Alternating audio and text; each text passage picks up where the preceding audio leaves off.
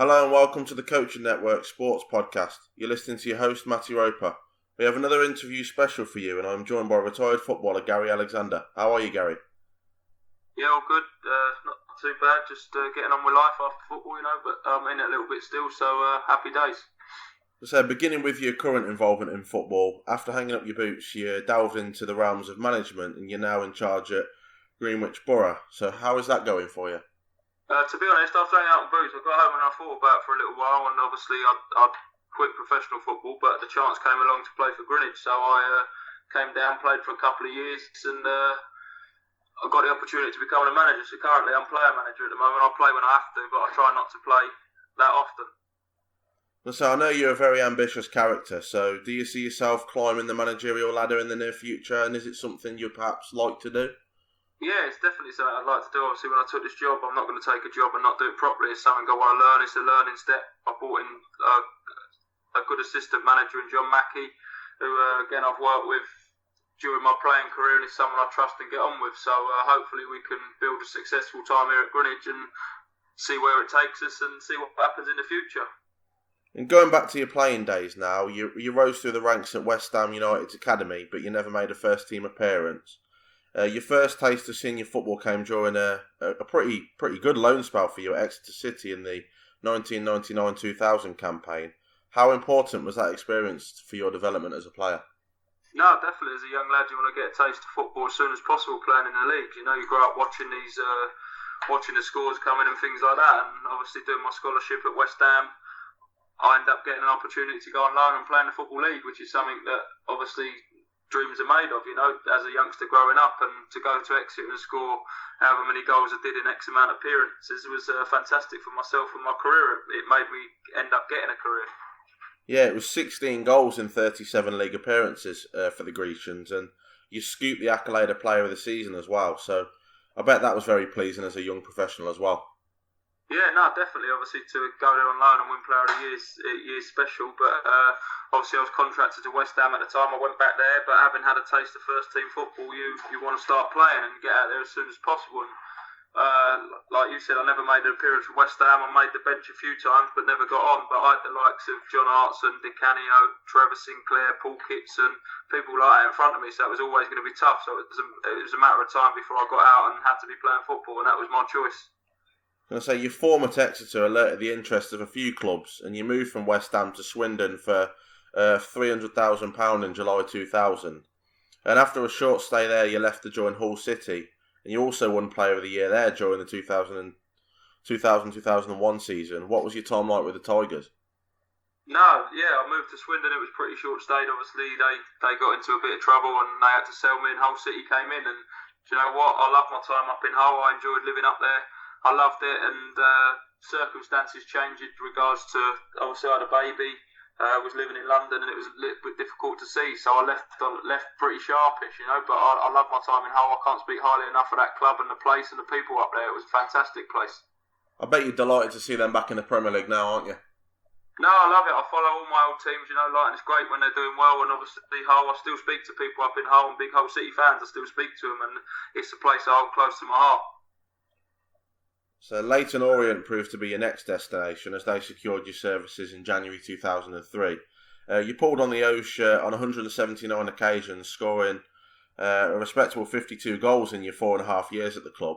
Was your time spent at Brisbane Road perhaps the most successful period in your career, would you say?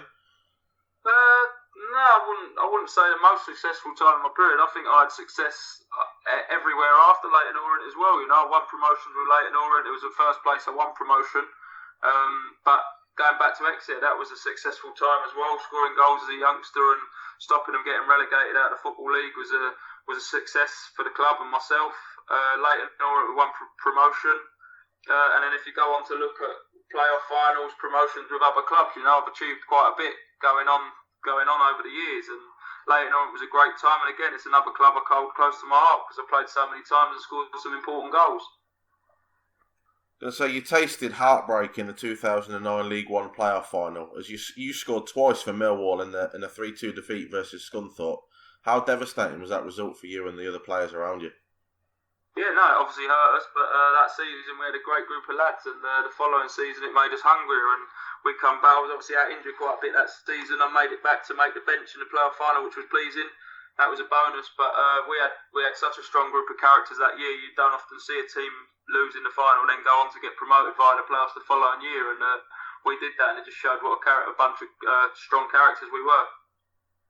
Just quickly, I know Millwall have got this reputation of being a quite fierce and competitive club, really. What was the kind of ethos behind it when you were there? No, obviously the fans, they demand, they just want effort. They're proper football fans, you know. It's probably like most football fans, but they probably show their disappointment a little bit more than a lot of clubs. But, you know, you have to perform there. If you're not performing, they'll let you know. And it's a fantastic place to play when they're on your side. It's no better place to play. I was going to say, it's certainly a very intimidating place for the away teams, isn't it, the Den? Yeah, no, definitely. I played there I played for them and obviously played against them. You know, and when you play against them, it's not a nice place to play. If it's loud and they're on the side and Millwall playing well, it's pretty noisy and pretty intense. Anyway, the last 4 years of your time as a player saw you enjoy stints at Brentford, Crawley Town, AFC Wimbledon and Burton Albion before joining Greenwich. Did you always have one eye on retirement and a subsequent coaching career, with your appearances becoming numbered in your latter playing days? Yeah, to be honest, I started doing my badges towards the end of my career, as you do.